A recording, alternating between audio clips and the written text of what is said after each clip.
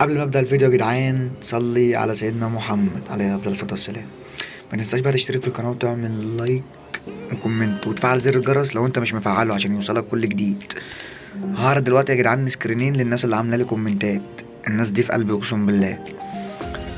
بص، اول سكرين معانا بيقول، اول واحد بيقول: عايش يا اخويا حبيبي يا اسطى، عايش حبيبي يا برو، صلى عليه وسلم حبيبي عليه افضل الصلاه والسلام. الاخ الكبير حبيبي يا اسطى، تسلم، عايش يا اسطى، ربنا معاك، عايش حبيبي. تسلموا يا جدعان على الكومنتات. بص بقى، عشان تعرف تنزل الفلتر ازاي وهتتك بقى تسمع الفيديو من اوله لاخره، وهتتك على الايقونه دي اللي انا علمك عليها بالسهم دي، تمام؟ هتلاقي بقى الروابط كلها، لينك جروب الواتس ولينك جروب الفيس، لينك جروب لينك قناه على التليجرام، ولينك التيك توك، ولينك الفيس بتاعي، ولينك بيكس ارت، ولينك لايت روم.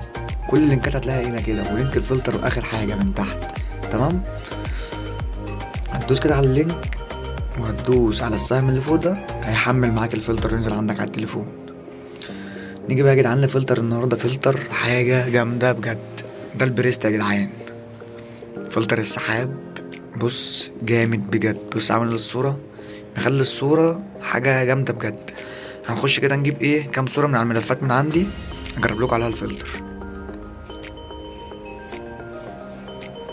معلش بقى غبشت الفيديو.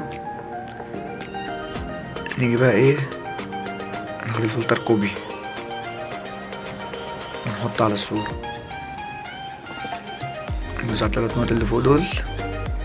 بص يا جدعان الفلتر جمدان، اقسم بالله جمدان. متنساش بقى تقول لي رايك في كومنت، وهسيبك بقى تعيش مع الفيديو. اهم حاجة اللايك والكومنت بتاعك يا اسطى. سلام، اشوفك في فيديو جديد.